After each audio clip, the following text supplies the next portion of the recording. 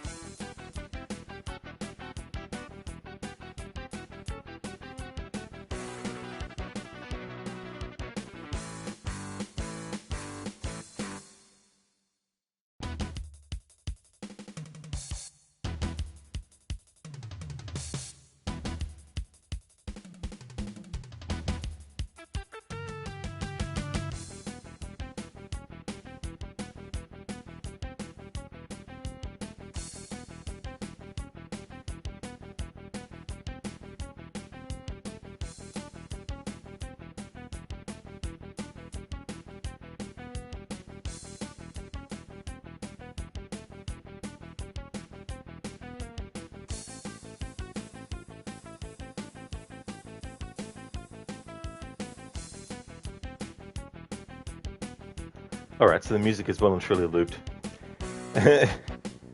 Yes, Dan. I've seen that happen as well. Like, it hasn't happened to me, but I've seen that happen to others, where a famous celebrity will post on their thing telling them that they need help, and then someone else, who the same person is making the message, but they have someone else pretend that they can vouch for the other and say, yes, that is really that person, and I can vouch for them. They do need help. Please send whatever, Hey, Gamer Loop. I've been going really good. Been trying to keep cool though, because well, the weather here in Australia has been very weird.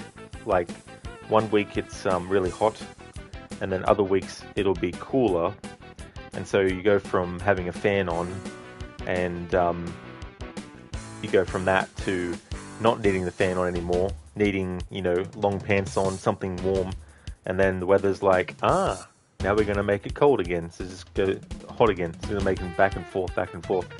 But I've been going well though. How's things with you? It's great music, Stan. Like, this game's soundtrack, like, it goes from heart-pumping, really sort of like action, music, to very sort of like sinister and slow and creepy as well. Code probably would not pay, as the Bollywood would be starting to do a moonwalking instead. Yeah. I mean, that'd be tough to do, like... Yes, Dan. Send both? No, sir, I can't. The moon is not visible these days. You think even if you wanted to backseat for secrets, you couldn't, because it's like impossible to describe a place in this game. Yeah, it's like, go to the place that has the flying demon thing. It's like, yeah, which one? Harbinger music only playthrough when? Well, I'm pretty much doing a music focus at the same time. The way that this game is and how short it is overall, there's no point, like, it might make more sense to do 2 separate playthroughs, but in this way I can do one playthrough and put my focus on both things as well. So I figured I'd listen to the music at the start of every level, because the good thing is the enemies don't move in the level until you move. Once you move, then all the other enemies start to move, and of course, if I wanted to listen to music, then it'd be very impossible. So without having to even go into the menu, because obviously you've just got sound effects and you've got music, and so I don't even have to worry about going into the sound settings and turning off the sound effects anyway. So there's no point really to do a music-only playthrough of this particular playthrough. Stan, you see the thing, you need to get there by going to a completely unrelated place, which is can be accessible by the thing by your knee. No, not your which one. Your left. Yeah, this one. And it's purple. Oh, is it? Yeah. But what shade of purple though? There's 3 purple things here. Galanthia, Aussie friend of yours, was saying it was 93 degrees. Kind of nuts. Yeah. Oh, it's just. And when you go to like a supermarket or something, you want to spend more time in there just, because they have the air conditioning going.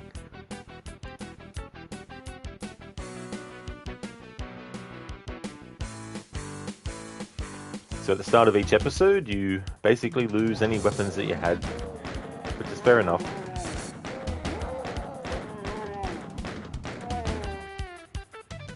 I mean, it's probably a mod or a version of this game where that doesn't actually happen.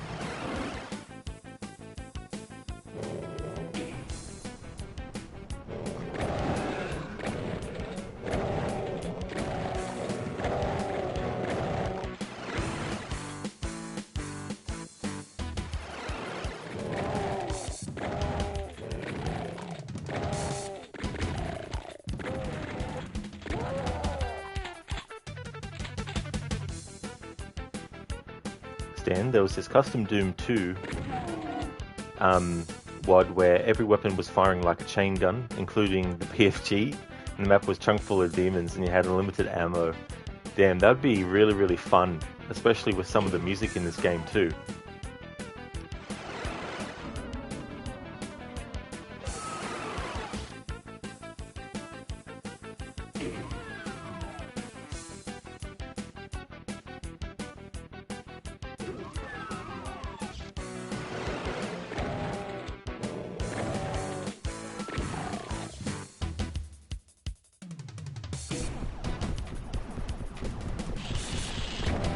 Hey, Keiko Demon. Welcome.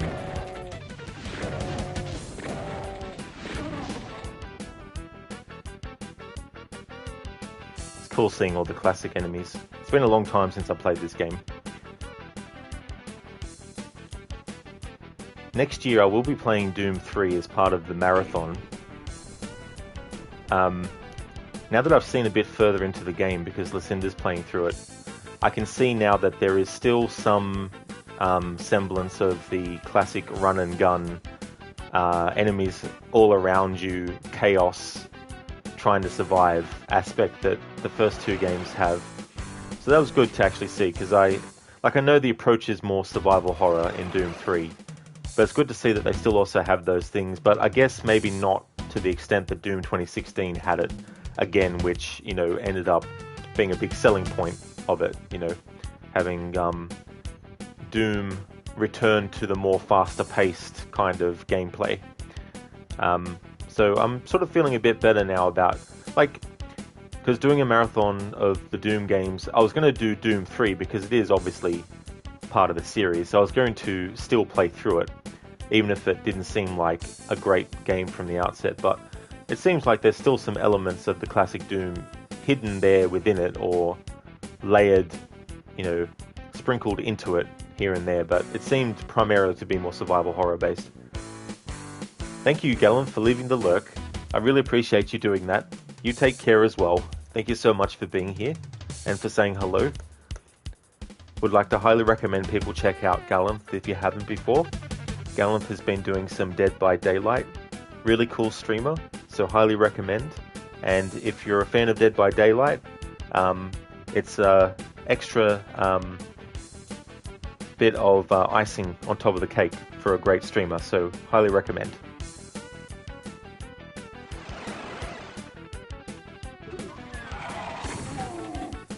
Oh hi, Imp. Alright, so I assume that the end of level music is the same in each episode. If it is, then I won't listen to the music in full. If it isn't the same, then I will. And at the start of the next level, I won't move or talk to let the music play until it loops. Alright, this end of level music is really cool. It's the same.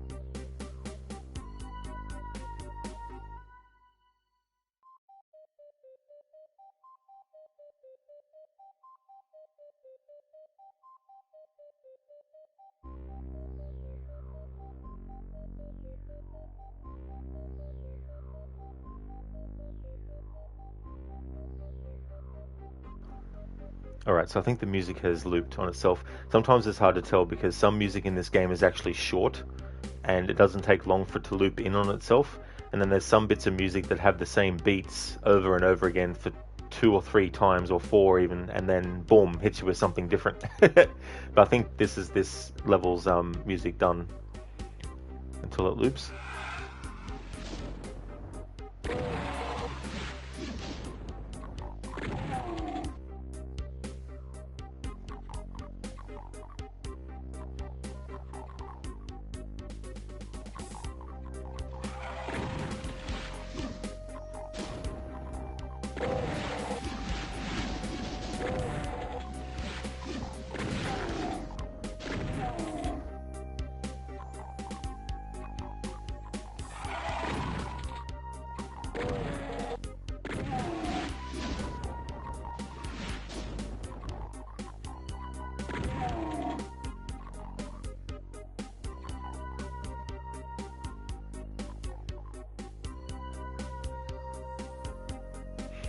I just had a I wouldn't necessarily call it deja vu, but I just had a memory from when I played the Super Nintendo version of this all the way back when I was about 12 in around 1995. It's probably the first time it's happened. Because the thing about that version, I did a lot of reading up on it recently, is the things that they had to do to get it to fit on the cartridge.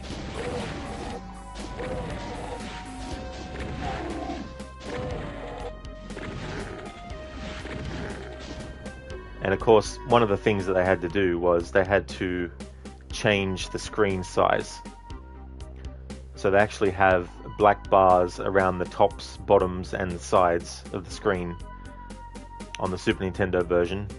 Obviously, the graphics had to be downgraded a little bit as well. And I want to say that it looked like the weapons were actually not as well, not the same size.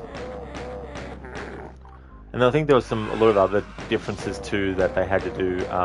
Plus some errors, like if you see in this game, the PC version, of course, and other versions that came out later that are more powerful, when the enemies want to turn to their left or right, they obviously have a different thing that you see, right?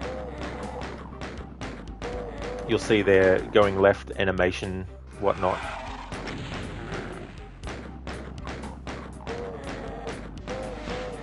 But on the Super Nintendo, they had to make it that the enemy is constantly facing you. So whether they're moving left or right, it looks like it more looks like that they're strafing left and right. So they had to do that for the Super Nintendo version as well, from what I was reading. Hey Afro, how's things?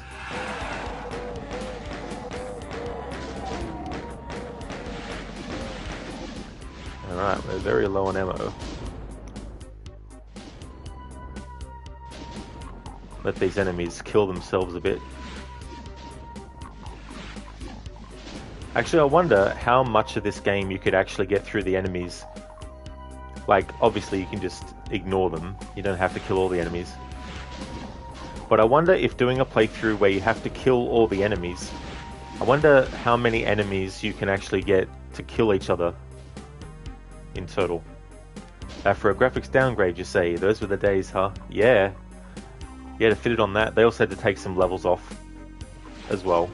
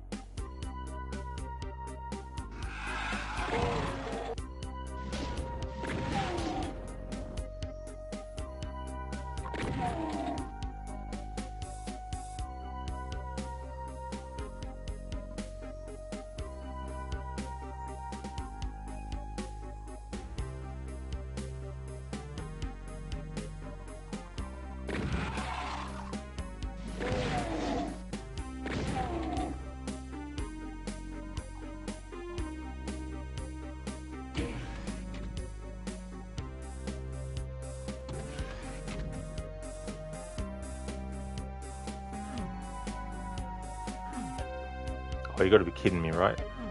Of course, that would be one of those things. It's a one-button press thing. Great. I'm pretty sure that was the plasma rifle as well. You son of a bitch. Hello there, I'm Arnold Schwarzenegger. I'm playing Doom, the original. If only they'd done a movie in the mid-90s, I would have done it. I would have played the main character. I would have got Paul Verhoeven to direct it. He directed me in Total Recall, a movie about a man who goes to Mars. Get your ass to Mars. Would have been perfect. If only.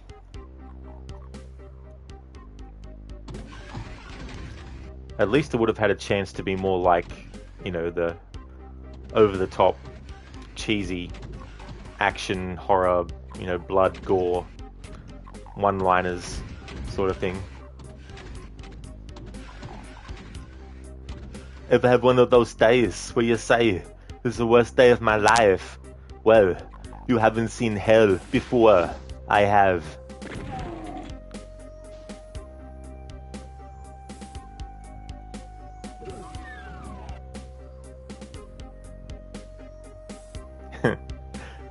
If I got the plasma rifle, I could say, I'll have the plasma rifle in the 40-watt range. Because in the first Terminator movie, that's one of the weapons that the T-800 asks for. But we don't have in 1984. Or we didn't have in 1984. I mean, we still don't. Well, I mean, I'm sure that the technology has already been created. It's just that it wouldn't be something that the public knows about.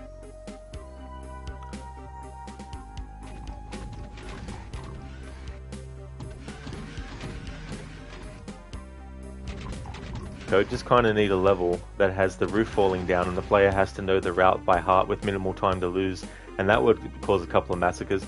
You know, that kind of stuff would be awesome for mods to be done, you know, and that way you would have that where it's a test of remembering where to go with almost split second timing required. Or thinking required, I should say.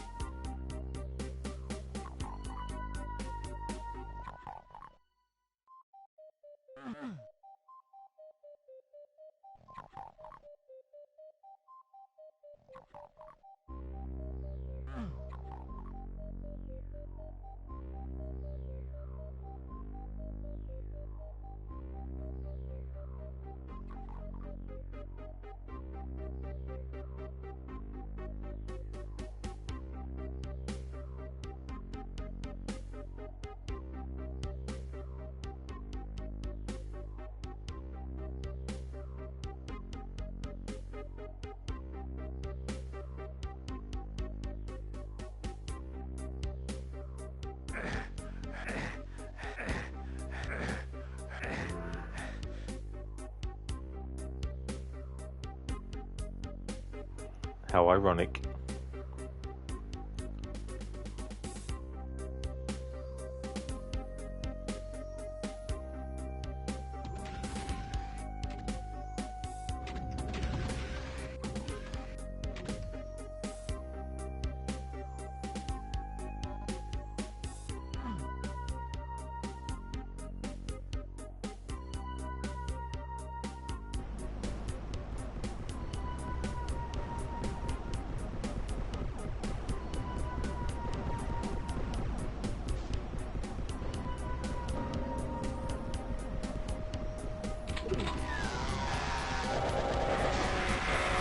Oh, hi, Lost Souls.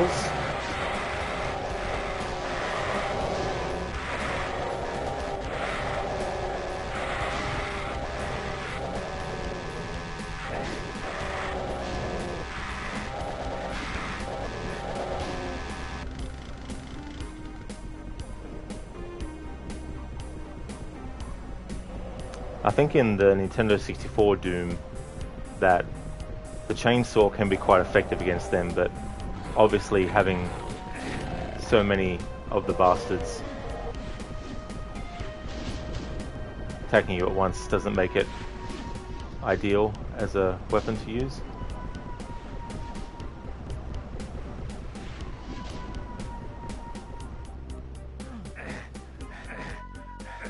You son of a bitch of a thing, fuck me dead.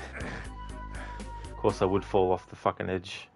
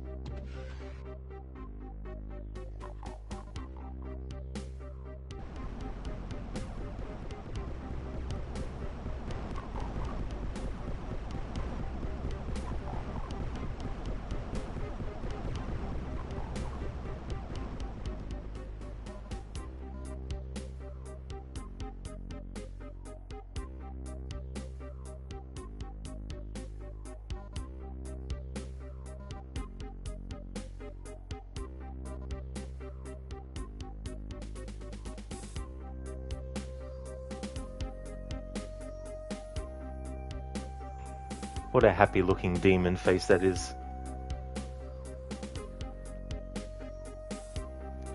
Code, for that weapon shop scene, you would have thought the T800 would have the various weapon schematics uploaded to its core, and it would open up weak prototypes to the Terminator anyway. Yeah, I mean, the amount of information that it would have been given was, you know, very intense. Like, obviously, it would be able to recognize that the human resistance had started to use more powerful weaponry, as opposed to, you know, like pistols and shotguns and stuff. That eventually the humans would resort to technology that was more powerful, like plasma rifles and all that kind of stuff. And so you would think, yeah, be able to calculate based on that. It would have different, it would know the different degrees in weakness and strength of certain weapons and stuff like that. And then when you think about it too, it's like, why would the T800 assume that there would be any modern weapons, like modern as in from its time period back in the past? So there must have been something with Skynet's intel that wasn't 100% accurate, which, if you think about it, sort of like undermines a little the kind of like superiority we would apply to such an AI as Skynet is depicted to be like. You know what I mean? Like, because you have to think about this too. It wasn't the humans that actually learned and worked out time travel. It was Skynet that worked out that technology. And so, in that sense, they were very highly advanced, that they'd be able to make all the calculations and computational things that are needed to ascertain, right, this is how we create time travel. But they're not infallible, because if they were as highly intelligent in all ways as we would assume Skynet to be, then it would have known which time periods were the most prominent to actually send Terminators out to, you know. And this is the conceit of Terminator 2 when that came about, was that, oh, that T800 that was sent to kill Sarah Connor in 1984, well, there was actually a T1000 that Skynet sent to... The movie came out in 1991, but I think in the lore of the franchise it's 1993 when the events of Terminator 2 actually happen. And so you have 1993 as another point in time which a Terminator gets sent. Now, if the T-1000 exists, because this is the thing about time travel, is something can't exist in the future without the evolutionary steps needed to make it a thing. So you would think that Skynet, being intelligent enough to come up with how to time travel, would be intelligent enough to figure out that, hey, we've got this really powerful infiltration unit that's more powerful than the T-800 series. Why are we sending a T-800 to any time period when we've got a T-1000 we could send? And as the movies went on and they introduced more powerful variants, it's kind of like, well, you know, the same kind of thinking applies. So I guess the most basic and easy way to explain it all is it's just a movie. You know, with time travel, they can do multiple things and all that kind of stuff. But my point is, for time travel to even be a thing, it had to be created. And so, without the necessary events taking place that were needed for Skynet to create time travel, nothing that happens in the past could be affected without time travel. You know, so things like Kyle Reese being John Connor's father, there had to be an original father in the original timeline that existed before the time displacement unit was even built by Skynet and before Kyle Reese was actually sent back in time. And I feel the best way to look at where that could have happened, like the point at which John Connor's original father would have entered Sarah's life. Like in Terminator 1, she was going to go on a date with a guy, and the guy rang and said, hey, I can't go on our date, and stood her up. As a result of that, she went to she went out, you know, on her own to see a movie, right? Because time travel wasn't invented in 1984, it means that Kyle Reese originally didn't exist yet because he wasn't born. So there had to be a birth of him to take place first before he could be sent back in time when he was an adult to go back in time. You know what I mean? So when Sarah gets stood up by that guy and she goes to the movie, who knows what would have originally taken place? Maybe she would have met the guy who would become John Connor's father. You know? So I always believe that there was original timeline. A lot of people, like I've seen the arguments online about it, and a lot of people are like, no, that can't be right because it's a paradox. And it's like, well, it is a paradox if you think about it in the terms of Kyle Reese was always John Connor's father. But if you take that logic to its fullest, then you have to say that time travel always existed, Skynet always existed, everything that ever happened had already existed. You know, there has to be an origin point. It can't just be a you know, a point anywhere along the path and just say, oh yeah, from that point on, everything that happened before is fair game. You know, so that's what I always thought. You know, I always thought that there was original. Like John Connor had a father and something happened to his father, and that all plays out because, you know, the probability of Sarah Connor's husband or boyfriend or whatever still surviving, you know, because maybe he died and Sarah survived, you know, but because the timeline was altered, because you're taking a series of events that already transpired one way and you're throwing something else into the mix. It's like if you're drawing a picture and you complete the picture was completed. But if someone in the future who knows what the completed picture looks like decides to shoot you and kill you, then the picture that you were working on will not end up being the way that it would have been. You know, because something from a future point in time went back and changed things, you know. So Kyle Reese in the future being sent back to 1984 is what we see transpire in the movie.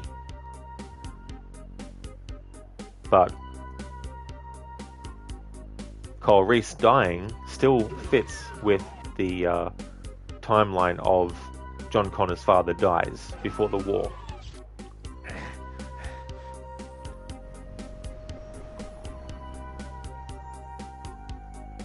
But time travel is complex, like thinking about it. And the thing is, like, the way that it's like you can look at something and know what it is, but not know the exact scientific things that are going on all the time to make that thing exist. Not everyone has that knowledge. So a lot of the ways that time travel is depicted in movies, because movies are a visual medium, they need to have some kind of visual indicator to the audience that something has happened.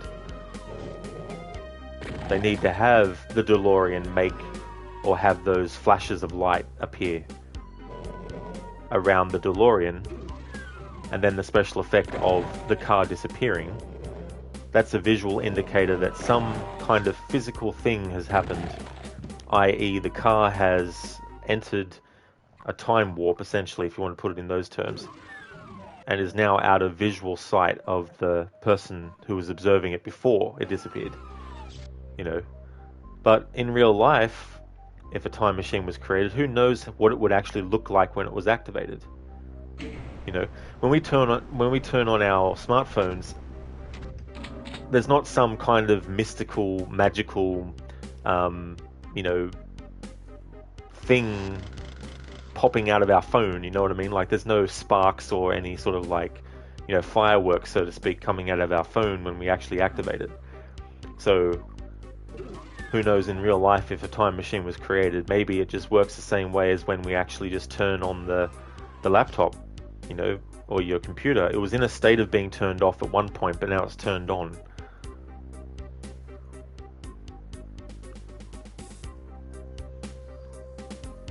John Connor's father is Leroy Jenkins, always hiding from sight.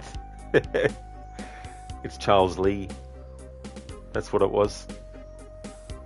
It was really Charles Lee all along.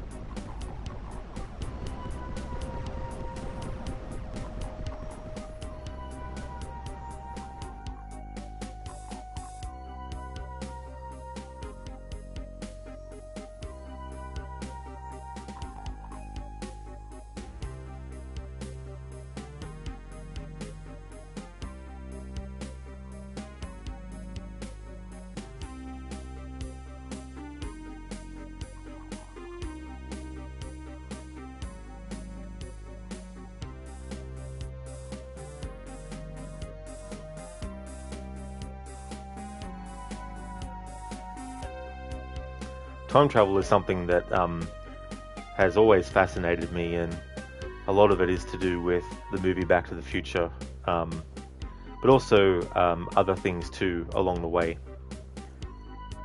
I was saying in another stream, I think it was either another stream of this game or a different game, but I was talking about how whatever you are currently interested in, there was always a source point or influence that made you become interested in that thing.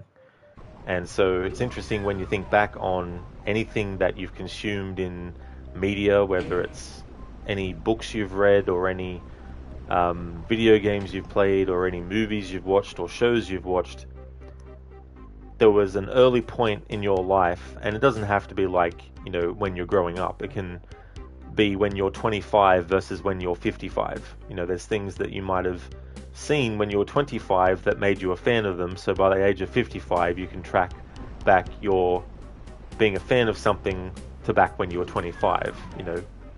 There's always some point, so it's always interesting to think about that stuff. And when it comes to certain things, there's definitely things that as a child they piqued my interest, and it's something that's continued, and time travel has definitely been one of them, and it's just been reinforced as I grew up with other media and other things that use time travel. It's a very, very interesting concept. And I think all of us would probably at least once, if we were given the chance to actually, travel back in time somewhere. I bet you we all would actually want to travel back to some point in time.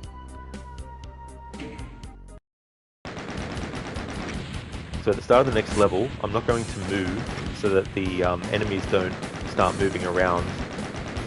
So I can actually just listen to the music, and when the music loops, then I'll continue on.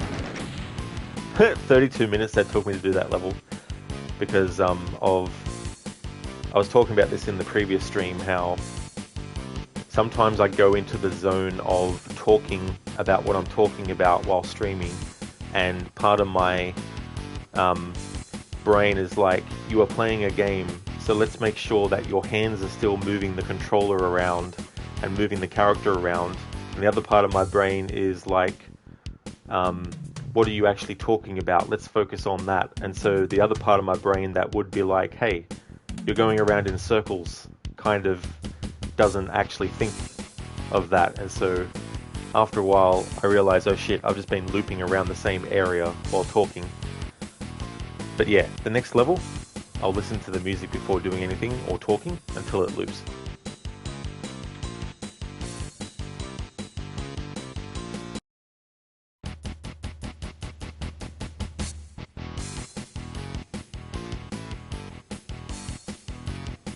Actually, we've already heard this music. This is the same music in the end of level screen, so I won't listen to this.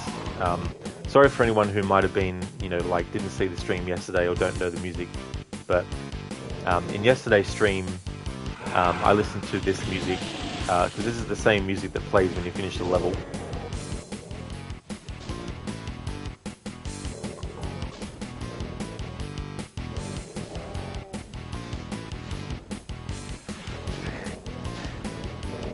That son of a bitch.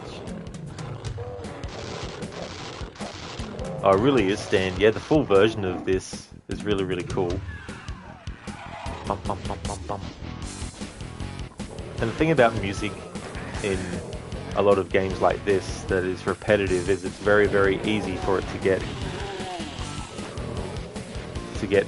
stuck on loop in your mind as well. And then you'll be like doing the dishes or something, and then you'll start being like, and then you're like, oh, that's right, I was playing Doom earlier.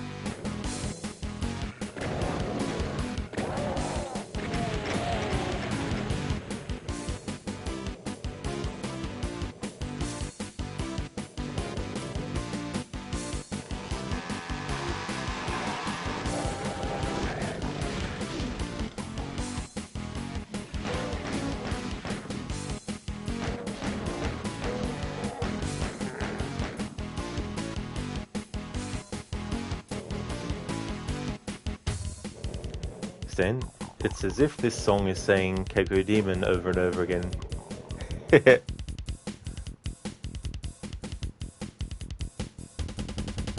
Keiko Demon, Keiko Demon, Keiko Demon, Keiko Demon, Keiko Demon, Keiko Demon, Keiko Demon, Keiko Demon. Yeah. I could definitely see that, or hear that, to be more precise.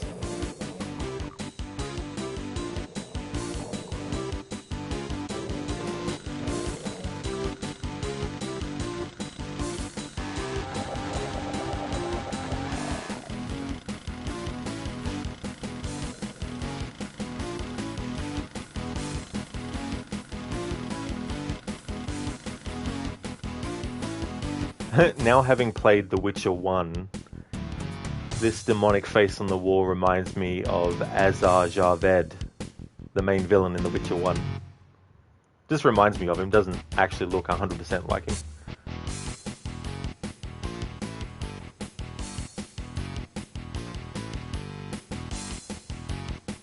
How's it hanging?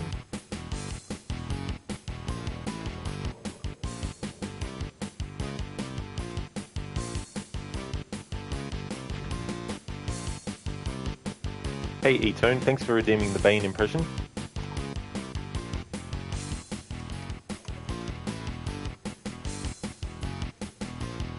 Ah, these demons of doom merely adopted the fire of hell.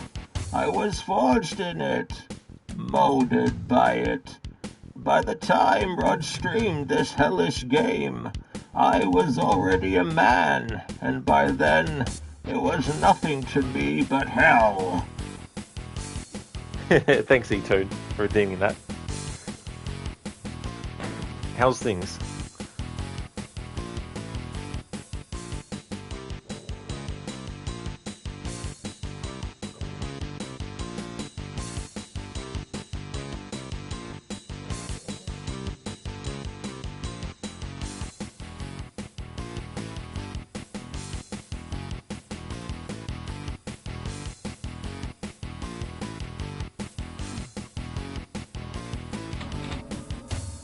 Plasma watt rifle in the 40-watt range.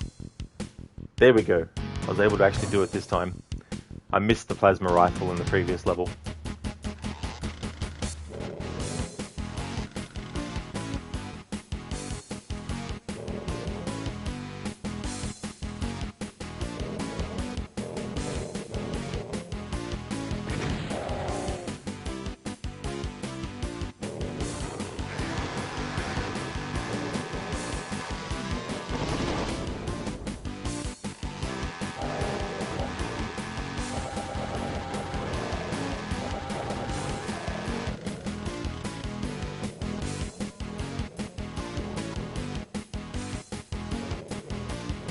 Turn good. You just got home from work and winding down.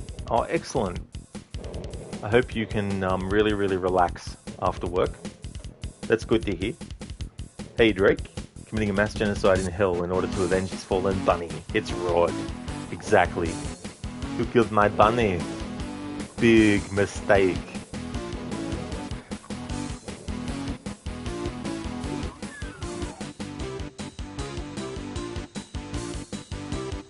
I was saying before that it's a shame that they didn't make a Doom movie in the mid-90s with Arnold Schwarzenegger. If they got the director for Total Recall as well, Paul Verhoeven, who also did the original RoboCop and Starship Troopers, that would have been a good combination.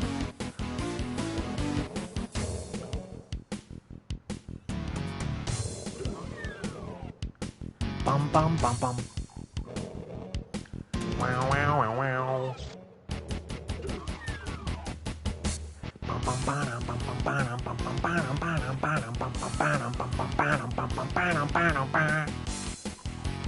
Ethan, you always liked how his face changes the more is gone. You wish games today did a little stuff like that. Oh yeah, with the health when he loses it and the different facial expressions. Yeah, I definitely agree. Because there's only limited spots for free follower emotes, I only could actually choose one out of many expressions. Well, choose two, sorry, out of many expressions. So I tried to find two that were like very like, you know, the character's pissed off and angry. One when he's not that bloodied, and then the other when he is. But yeah, there's so many different expressions that he has, and at different stages as well.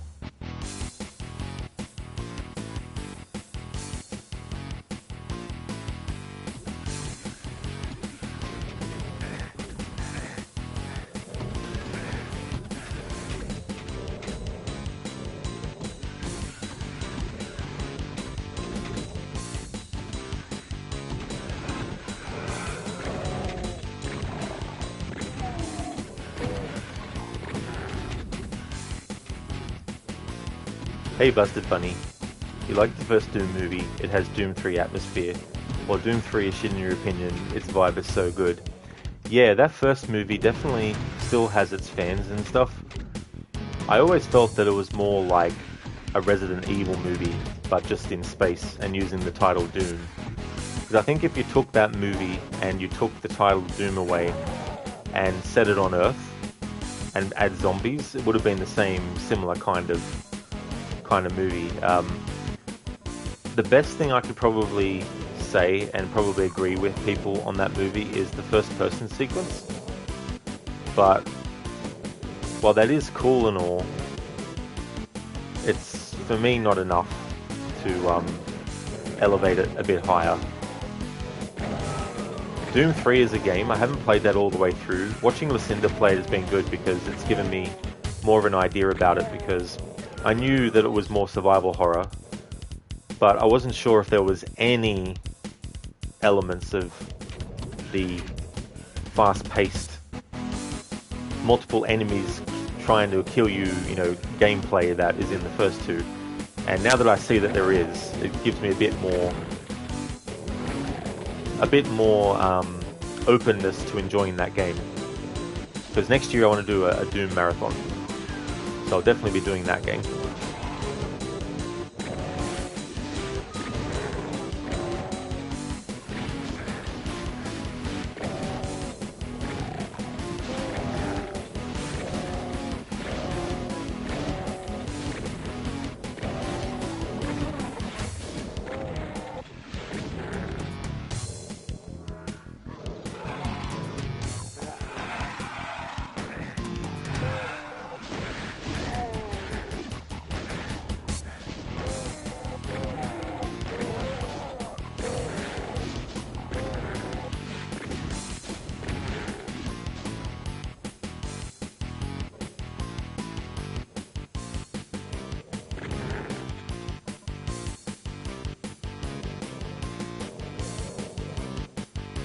Of rockets.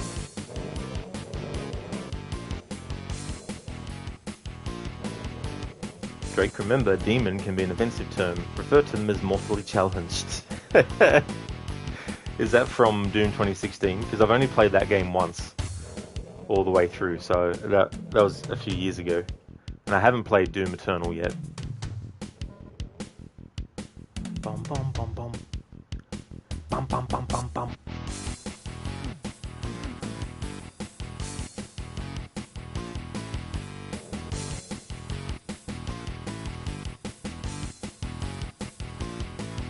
Oh, it's from Eternal. I see, yep. Weaponizing Demons for the Bride of Tomorrow is from 2016 for yours, Bunny. I see now, yeah. Yeah, I'm looking forward to doing a marathon of the Doom series next year, because I wanted to do it this year, but all the different plans I had for what to actually stream this year on the channel and when had to be thrown out the window about probably 75 or 80% of it, because most of it was relying on the Xbox.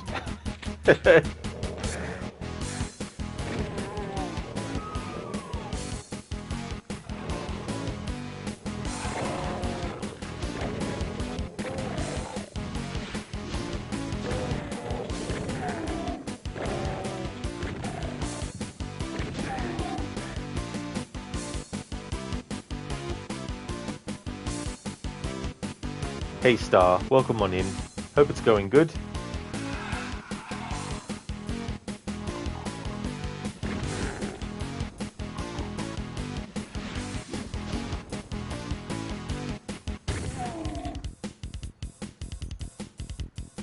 Drake, the UAC lady in Eternal, has assets. That's why lots of people join. Ah, I see, Drake. So she's one of those characters designed for people who salivate over female characters that don't actually exist.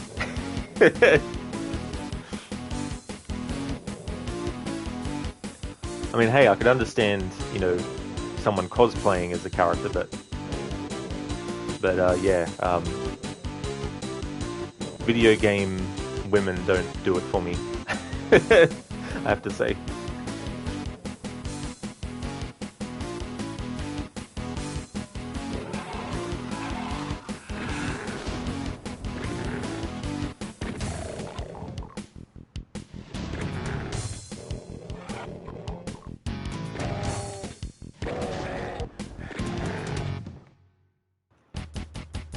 And actually too, like I think about people who ship characters with each other, and that's something that, like, the closest I would come to that is if you said to me, hey,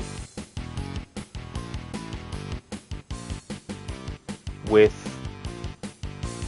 Jill and Chris in Resident Evil.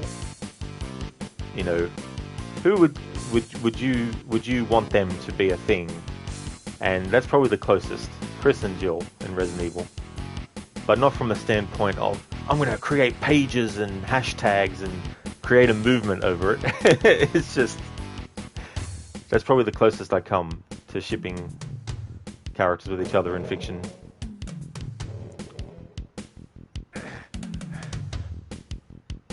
Dun, dun, dun, dun, dun.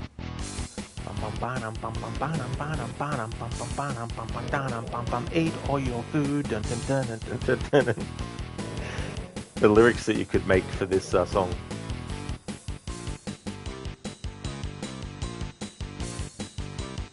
Get down. Get down. Get down. Get down. Get down. Get down. Get down. Get down. Get down. Get down like a gown. Almost started to say get gown. Starlight, it is, you have grape juice. Now that is something that I have not actually drank for a very, very long time. Would have been when I was a kid, I think. Because I had a friend and they had a lot of drinks like that at their place. And so that's where I was able to drink certain types of drink that I wouldn't. And that extended as we got older and into my teenage years into different alcohols as well. Still no shame in respecting a good design. That's true. Yeah, I mean, I understand it. You know, in the same way that someone might look at a painting of someone and go, you know what? That painting of that person looks really, really good. You know, they look quite attractive. You know, I can definitely understand that, but not to the extent of, you know, if you had to sort of like choose between a real person and a fictional person. I would definitely go for the real person. Harbinger Jill for you? A big Jill. That's fair enough, Harbinger. Drake? Hell no, it's Chris in that boulder. Yeah, Jill's no longer part of the picture. Yeah, Drake. It has to be red grape juice, not white. Oh yeah, red, not white. It's funny, I don't like red wine. That makes me think I don't like red wine. I like white wine though. Hey there, Shin. How's things been going? Thank you so very much for the raid. Thank you for that. How's it going? Shin was playing some Cyberpunk 2077. Shin plays a variety of different games. He's playing through Cyberpunk at the moment. He's also played through Assassin's Creed games. He's also a big fan of JRPGs and MMORPGs as well. So if you're looking for another streamer to check out, highly recommend checking out Shin. Star, it's the same. Oh, is it? You prefer white wine over red wine? Oh, that's okay, Shin. That's no worries at all. Is it your first playthrough of that? I can't remember if you might have said before or not. But yeah, that game is definitely one I want to get to myself.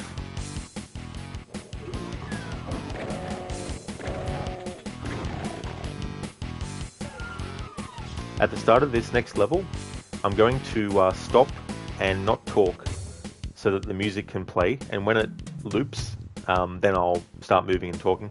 If the music is one that we've already heard in the previous episode, which was in yesterday's stream, I'll just skip standing still. But if you see me standing still and not moving, it's just because I'm listening to the music until it loops.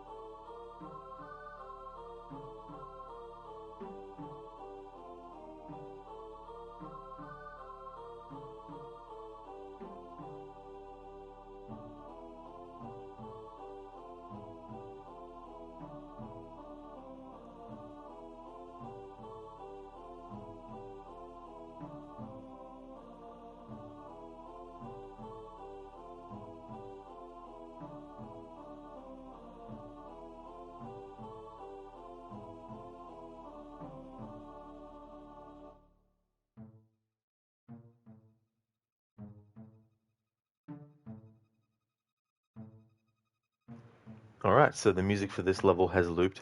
I'd actually forgotten about this music in this game. This is actually one of my other favorite bits of music. And I really like the final part because it's like, I guess it's a culmination of all the little bits that you hear in the previous. I'm kind of like a sucker for that too, when there's like music that builds and it has stages, and then in the final stage, it's just a big fanfare of, whatever elements had been layered through the song earlier, but then get another extra boost. Another example of that is Dead Rising 2. There's a lot of songs by Cell Dweller, and there's a song by them which in the credits is what actually plays in full. But throughout the game, there's little bits and riffs and pieces of the music that actually play in the cutscenes, and it builds up until that point. Assassin's Creed Chronicles China is another example. The final level has a lot of really cool music that builds as it goes through, and the progression is really, really cool. So I'm a bit of a sucker for progressions in music. But using that terminology, I don't know if progressions is something that's a musical term as well that might have a different meaning to the progression of something. Maybe it is the same. I'm not in that way inclined. I can't describe to you the instruments being used and what they're doing to know which point of the song is what I, really like. I can only really like when I hear it. It's one of those things like I know what I like, but sometimes I don't know if what I'm getting is what I like until I know. You know what I mean? Like there's just some element that rears its head, and then I'm like, that's what I like.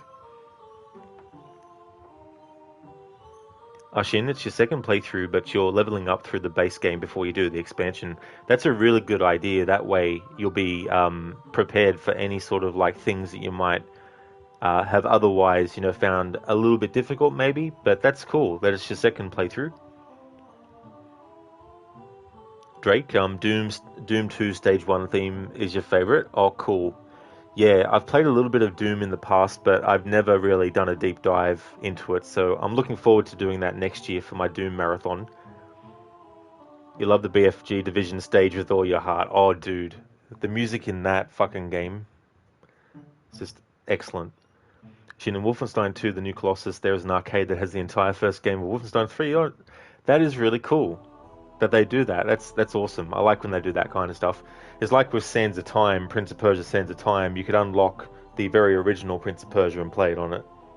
Drake, this mad lad finished Doom 2016 on Ultra Nightmare just using a pistol. Here's that pissed at his mortally challenged friends. He's like, fuck it.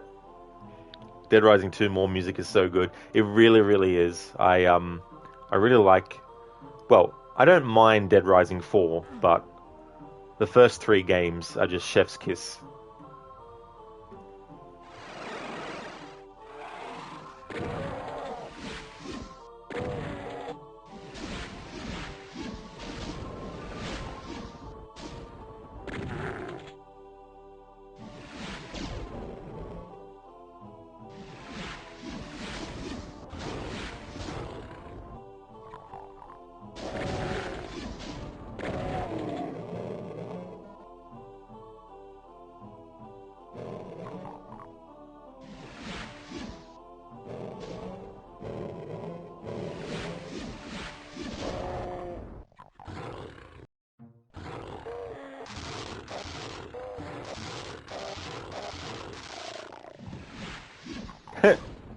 Imp wins.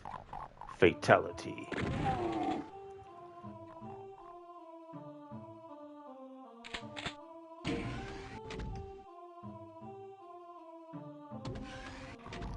This music also reminds me of in the original Resident Evil 1, and it's in the remake as well, but when you actually start to go into the area where you have the wooden crates that you need to move and push them into the water to cross, it's almost where you're getting to where the shark is.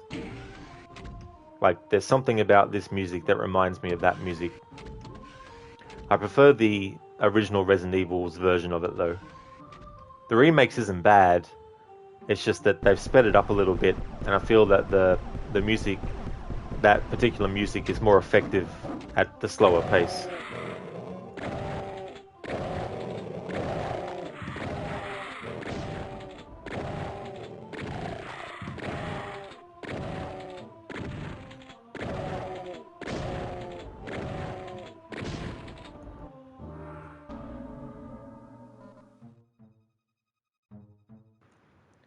According to ID Software lore, Wolfenstein series main character BJ Blazkowicz is related to Commander Keen and Doom Guy. In fact, Doom Guy's real name is BJ Blazkowicz 3. That's cool, having connections like that. Actually, that reminds me, the GTA 6 trailer, the main character, Jason, or one of the two protagonists, I now can't unsee it when I saw the thumbnail for it, but there's a video on YouTube where someone, when they looked at the trailer, thought that it looked very much like John Marston from Red Dead Redemption 2 in how he looks. And when I saw the image of his face, I was like, you know what? I can't unsee that now. There hasn't really, as far as I'm aware, any direct connections made between GTA and Red Dead universe, but there have been Easter eggs, of course. But how cool would it be if the character that you actually play as in GTA 6, Jason, is actually Jason Marston? It'd be so funny because it would be the same initials 3 times. John Marston, Jack Marston, and Jason Marston. Now, I'm not saying that I hope it is, and that if it's not, I'm going to be very disappointed, but I wouldn't have thought of that connection if I hadn't seen the picture of the main character, Jason, on a side profile shot, and the same for John Marston.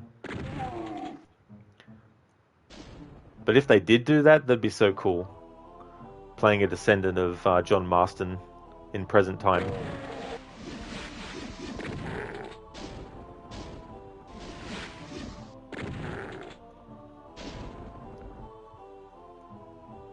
But it's cool when characters cross over.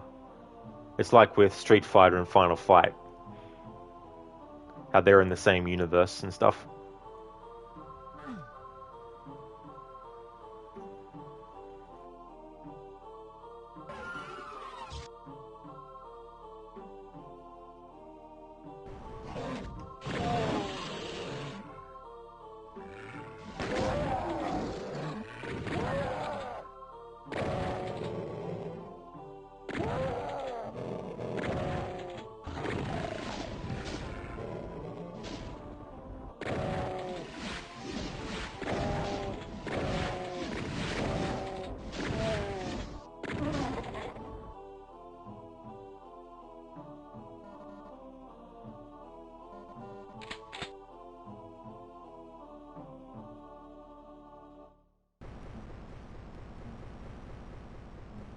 Fuck, that was lucky.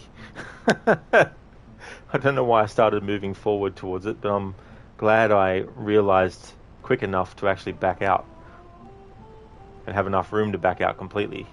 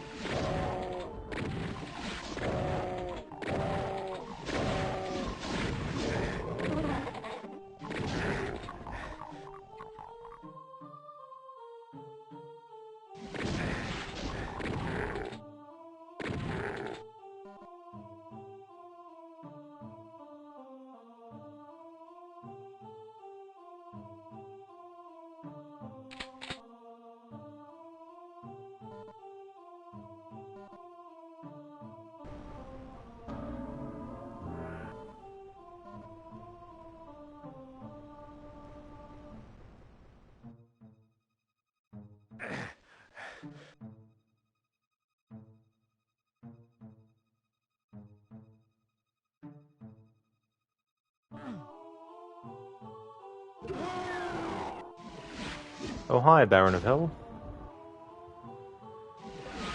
Here, eat some plasma.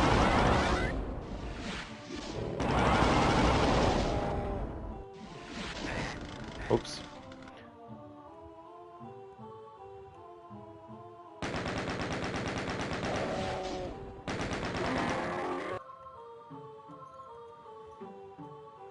Oh, that's fair enough, Shin.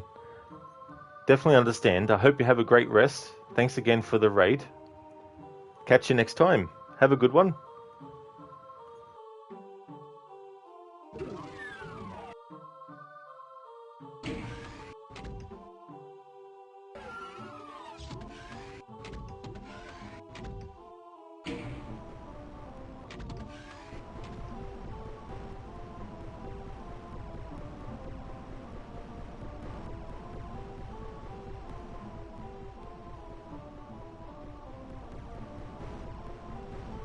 Let's have a look at that demonic face for a second.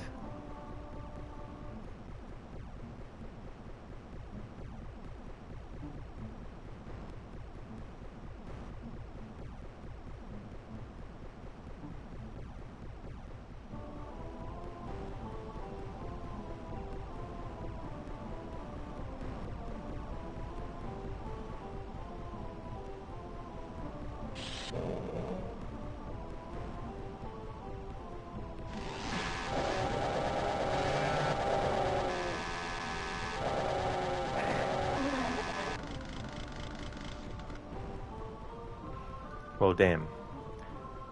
Lucky there was some health there to grab.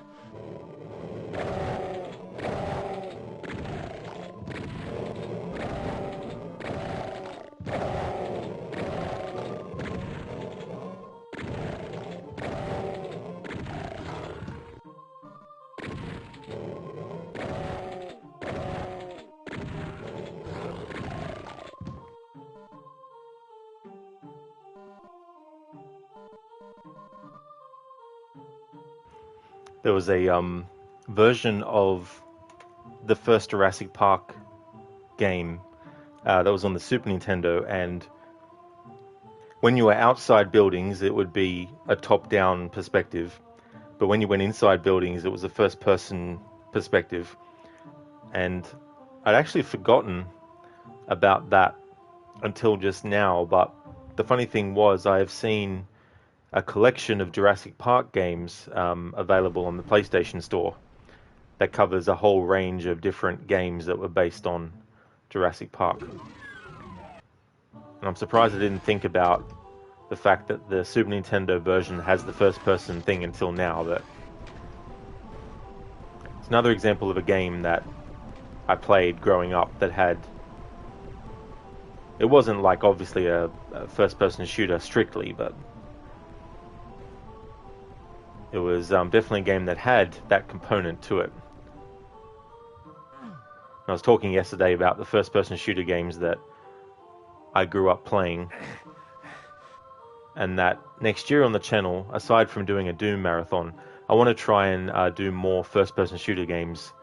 But at the same time, that does not mean I'm just going to play every single one. So it still has to be one that I look at and go, this looks interesting, or I feel like playing this, or this would be really cool. You know, I still have to have something about it that draws me to it.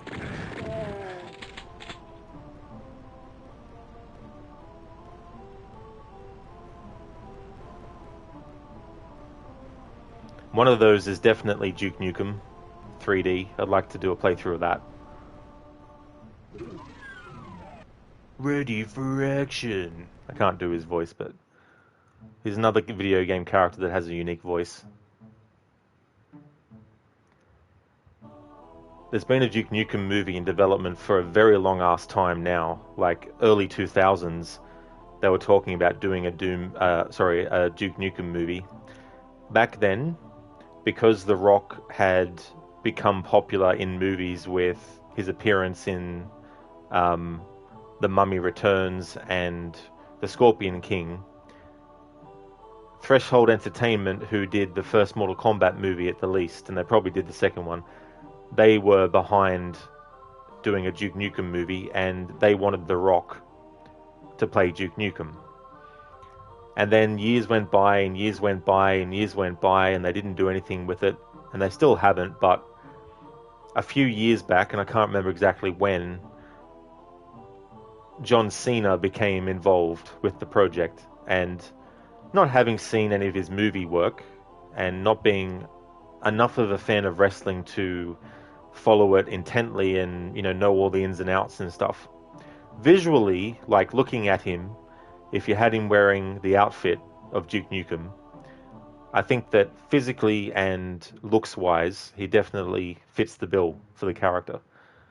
I think he's done some, comedy roles that are in, adult comedies and stuff. So Duke Nukem being very, very heavily indulgent in not only violence, but gratuitous visuals and all that kind of stuff, and adult concepts and things. He's probably a good fit for that role as well.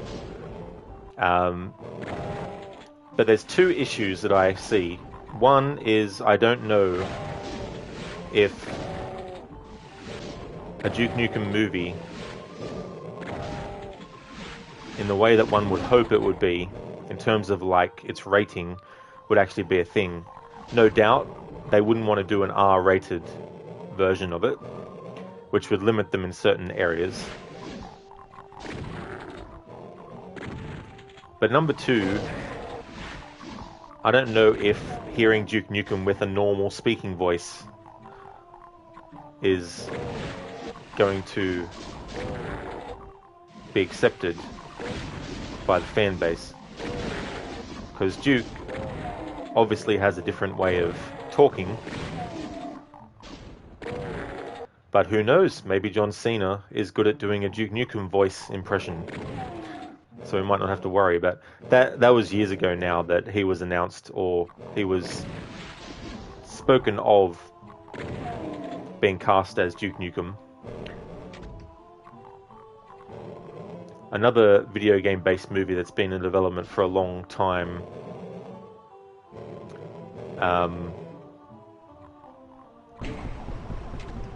just had it on the tip of my tongue, but I forgot. Oh, Splinter Cell. There's been a Splinter Cell movie in development for a very long time too. In fact, Splinter Cell Chaos Theory has a teaser for a Splinter Cell movie coming soon, and that was back in 2005, and obviously nothing happened. But at some point, years back, Tom Hardy, who played Bane in Dark Knight Rises, was cast as Sam Fisher. But nothing has happened with that movie for a while now, either.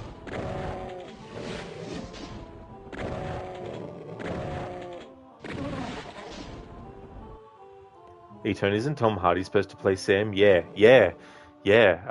I think it's a good choice. Like, a lot of people at the time were like, he's too young to play an old Sam Fisher. And I'm like, well, I mean, let's have a look at how old Tom Hardy is, in present time. Have a look. He's 46 years old now. So, I think someone who's 46 can play someone who's supposed to be 10 years older than that, because I think, well, originally Sam was supposed to be in his early 50s.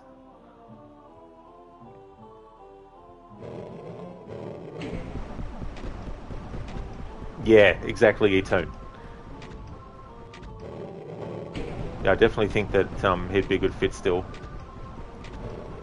But yeah, like with Duke Nukem, there's a big element to the character which is very difficult to do without that element, which is the voice, of course. So Jonathan John as Duke Nukem and Michael Ironside as Sam Fisher.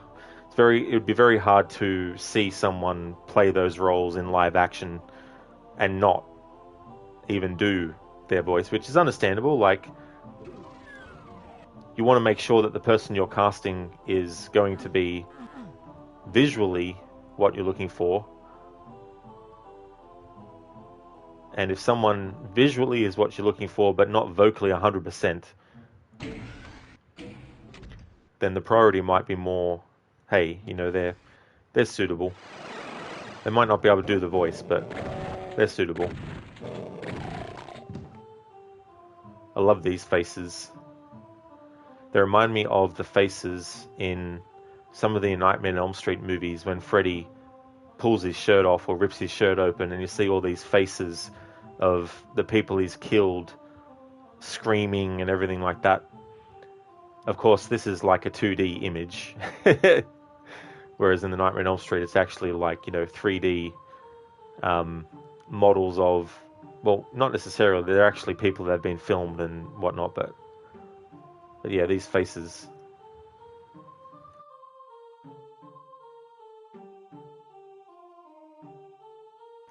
Maybe you'll see their faces in your dreams tonight. Who knows?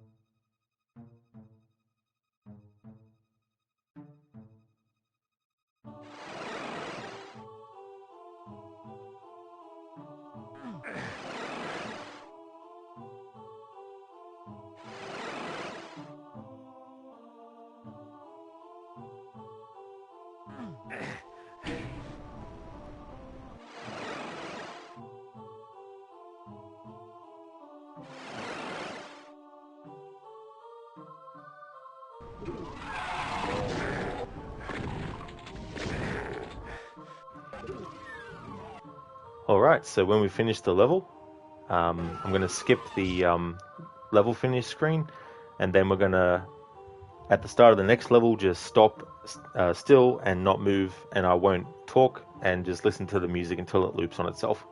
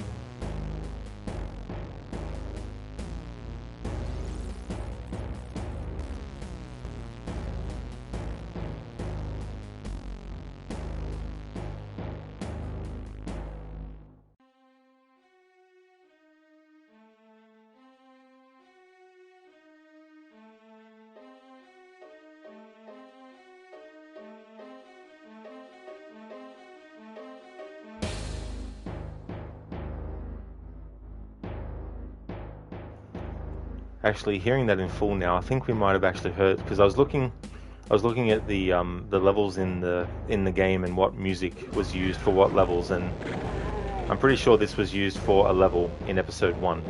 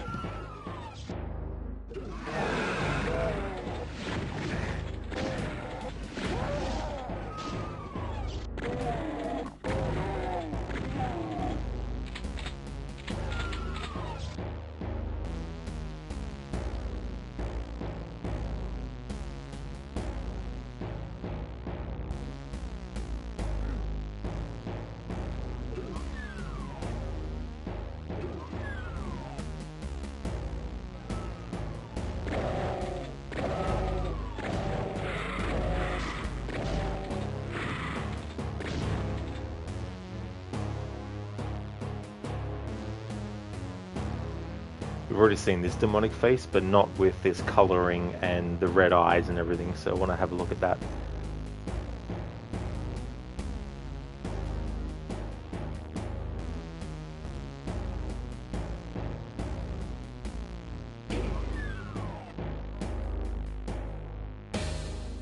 And now we see this demonic face, but this time with mouth and eyes lit up.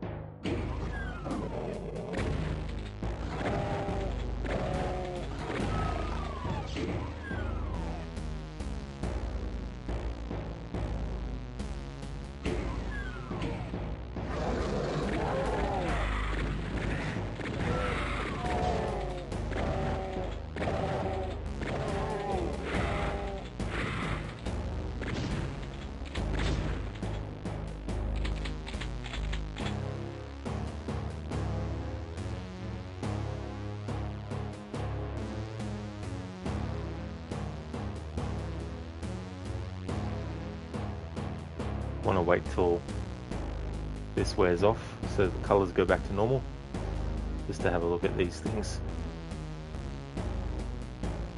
Kill me, man.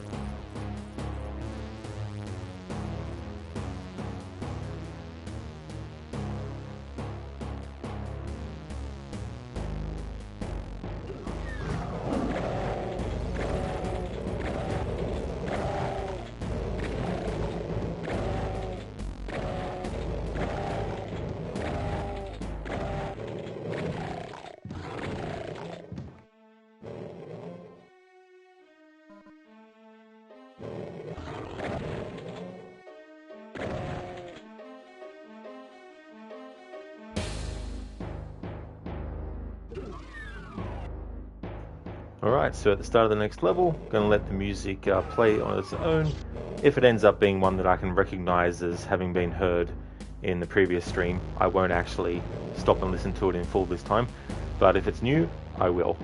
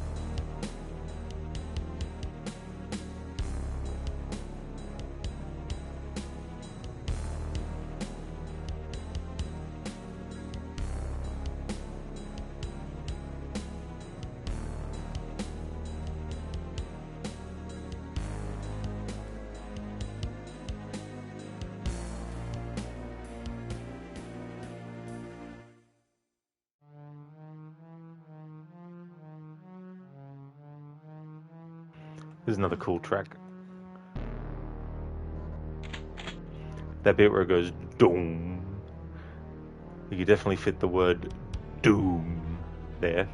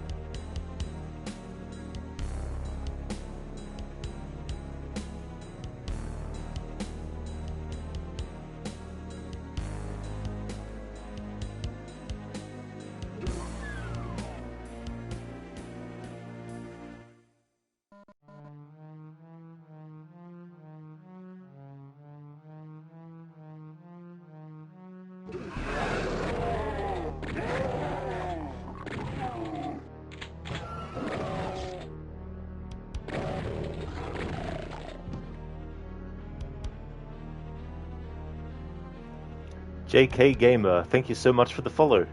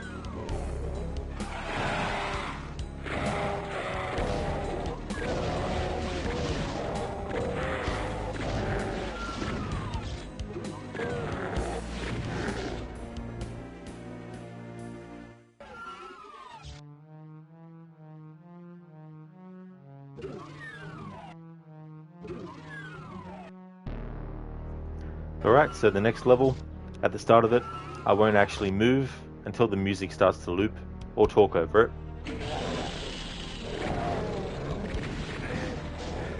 Not directly there yet, but almost.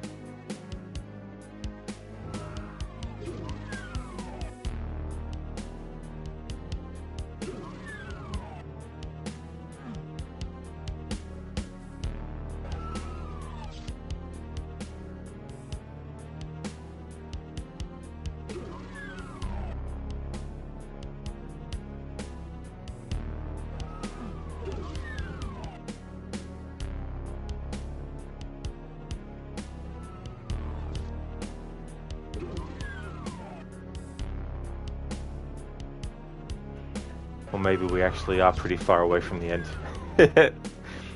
I forgot that there was a fake out there, but I thought that it might not have been that far away from the actual end.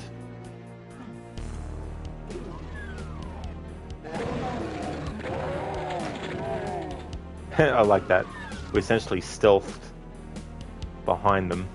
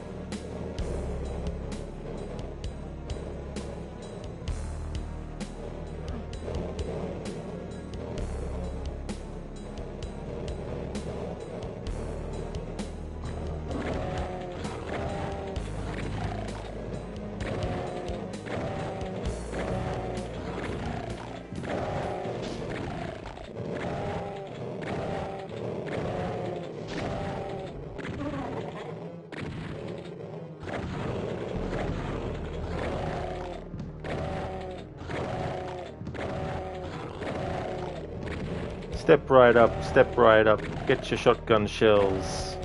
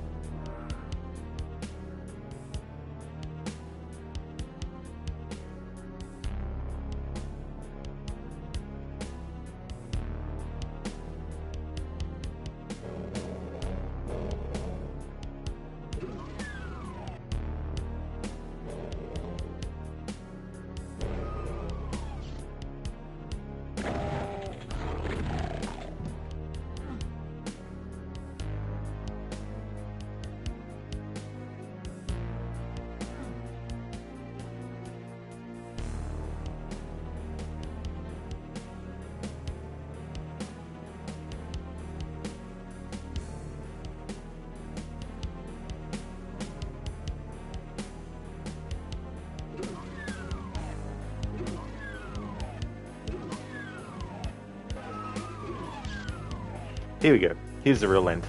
At the start of the next level, if it's music we've heard, I won't just stop and listen to it.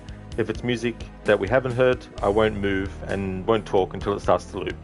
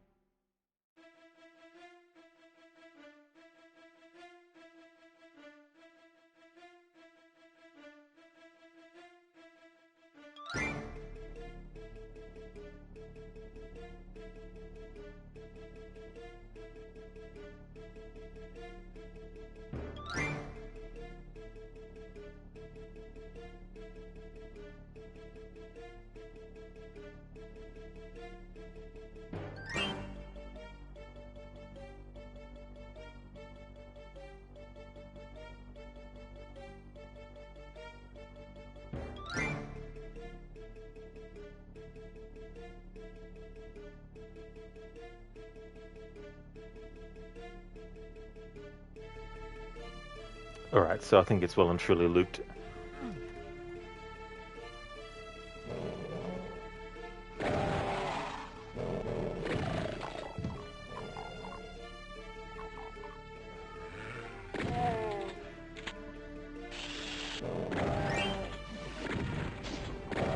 So having a look, this is the second last level of episode 2, The Shores of Hell.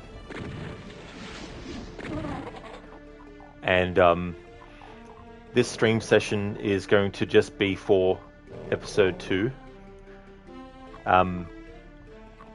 It looks like I'll still have plenty of time to actually do episode 3, so could ultimately end up finishing the whole playthrough so that next Wednesday and Thursday will be a different game. There is a 4th episode, but I read up on it, and it's an episode that acts as like a bridging between the end of Doom 1 and the start of Doom 2. And I figure I may as well just stick to the 3 episodes for this 30th anniversary. And then next year when I'm doing my marathon, then I'll do the 4th episode as well, on top of the first 3. Because I'll be doing Doom 1, Doom 2, Doom 3, Doom 64, Doom 2016, and Doom Eternal as part of that marathon. I might include Brutal Doom as well as part of that.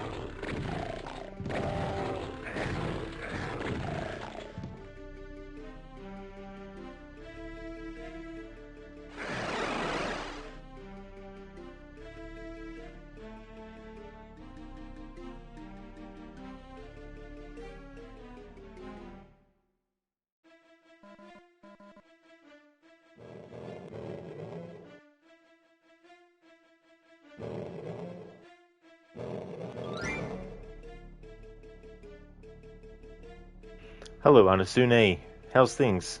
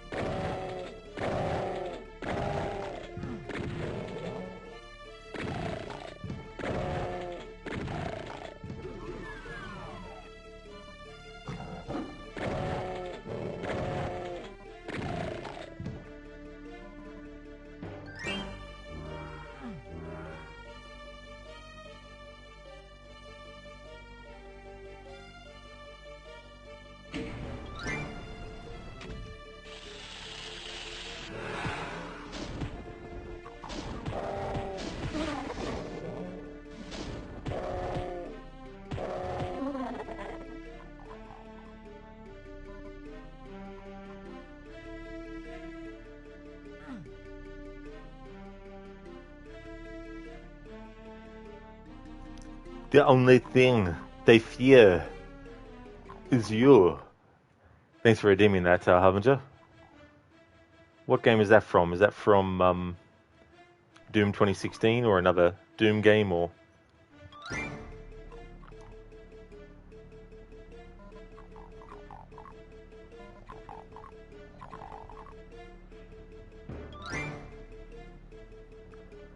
Anasune, things are alright, just dealing with very inconsistent download times. By inconsistent, you mean you can download a 100 gigabyte game in 2 hours, It's going to take 20 hours to download a 15 gigabyte update.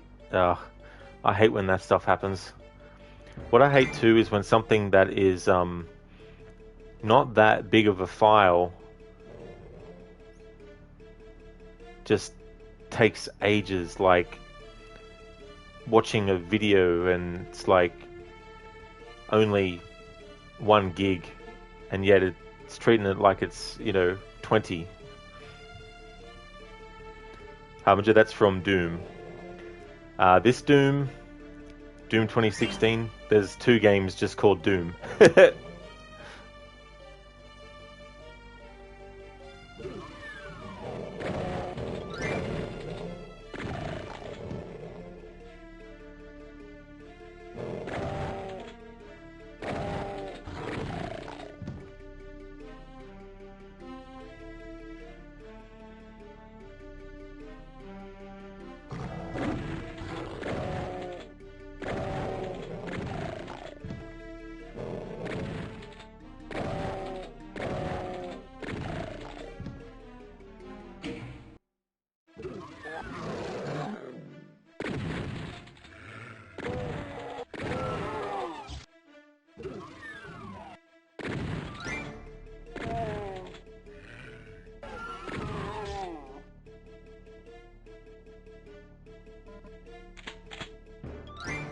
DooM 2016, I gotcha.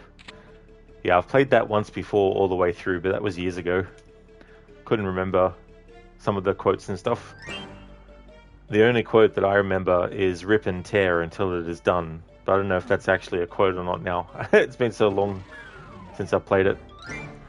Maybe that's a tagline or something that I'm remembering of.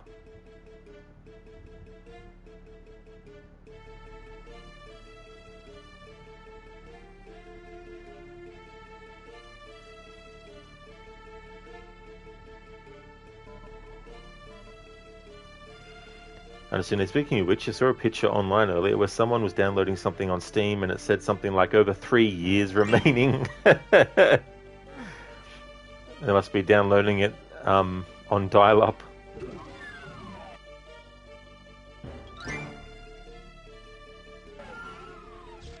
Either that or they have a version of the internet that you have to actually power by using your legs to pedal on the spot. The Flintstones internet, like how they have to use their feet to make their vehicles go.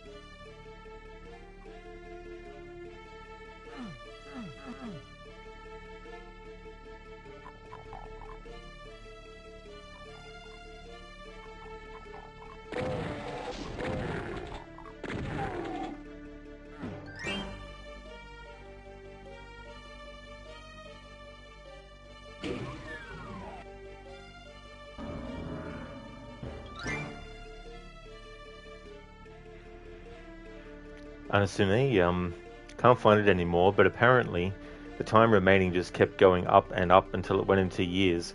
Thing is, a couple of years after it was posted, someone asked if it was finished downloading. It wasn't. Oh. I mean, imagine doing that though. Imagine not just giving up and going, oh well, fuck it, may as well stop. But actually just literally waiting for that amount of time to actually go. Like, that's a lot of stuff can happen in that time too, so it's crazy. Hey there, Lizzie. Welcome. Yes, this game came out 30 years ago, so the graphics definitely aren't modern. How's things going, Lizzie?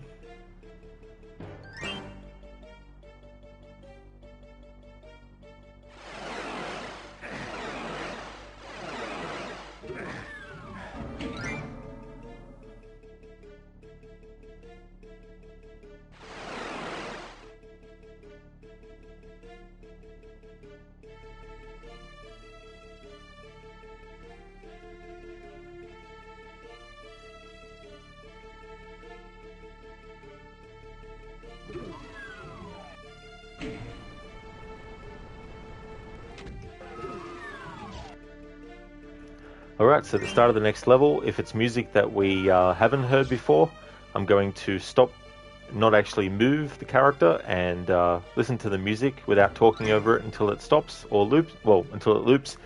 But if it is music that we've heard before, I'll just skip it.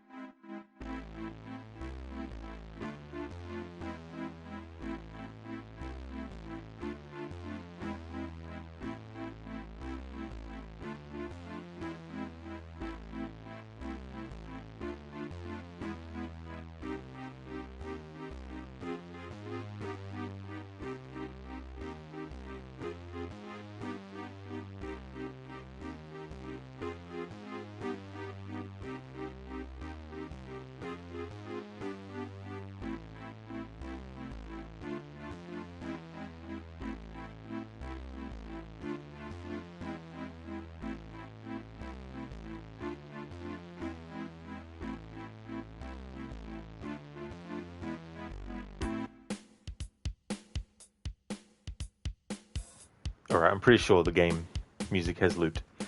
Lizzie, you're fine besides stressing out about the trip and year news. Oh, I got you, Lizzie, yeah. Yeah, things don't ever get like 100% easy, but I hope things get better for you soon. I understand you ordered pizza tonight, ordered a chicken pizza with a thick crust, but instead got a pepperoni with a thin crust. Messed that one up quite a bit, lol. Yeah, it's annoying too when you go somewhere and you ask for something and you literally say the words of what you want, yet when you get your food, you don't always get exactly what you asked for. Like I went to KFC once and I said, I would like to have the fillet burger combo large. And of course, the drink was large, but the chips was small. And I'm like, really? They got the large drink right, but not the large chips. It's like, huh? Not only did they get to the topping wrong, they got the dough itself wrong too. Oh, bloody hell. Did they open up the pizza shop just tonight and they haven't made pizza before or something? Well, a box of rockets, eh? We're going to be meeting Cyber Demon. Oh, is Domino's? Say no more. Domino's here in Australia is absolutely crap.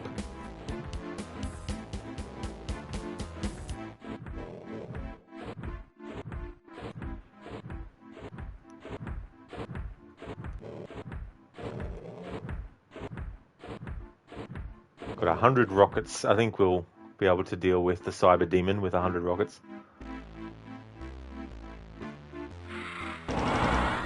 Oh. Come here, lost soul. There you go. Won't be lost anymore.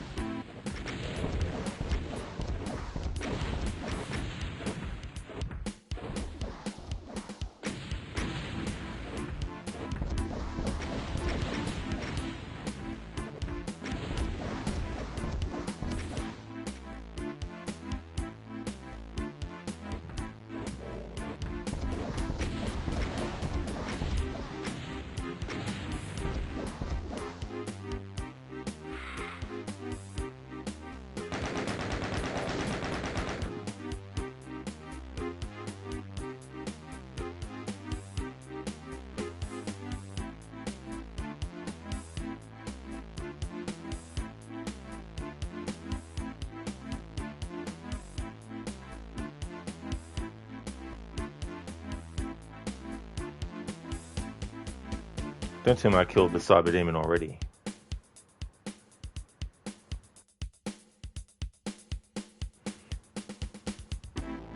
If I had, though, they would have been... Yeah, that's good. So I actually want to see his body disintegrate on... You know, I don't want to miss seeing that. At the same time, I don't want to get blown up by the rockets that he's shooting at me.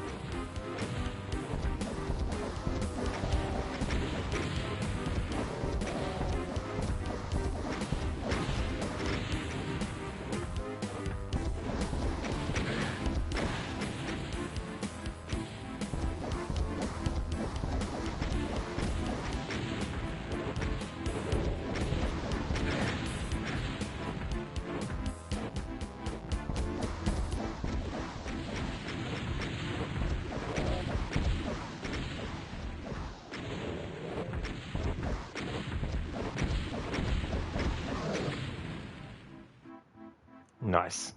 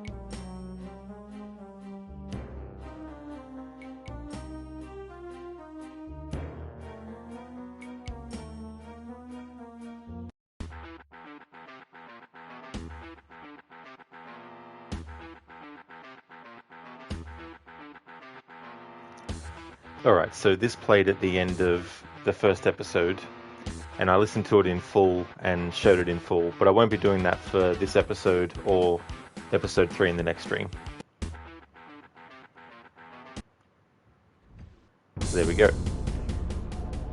Alright, so I'm going to end this stream and take a break, but when I come back from that break, I'm going to be doing episode 3, Inferno. There's actually 4 episodes.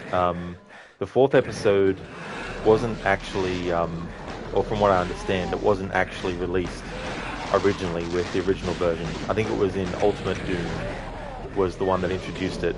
It's a bridge between the end of Doom 1 and the start of Doom 2. So I won't be doing that episode for this playthrough, but I will be doing the 3rd and final one, Inferno, and then I'll be calling it a playthrough for the 30th anniversary.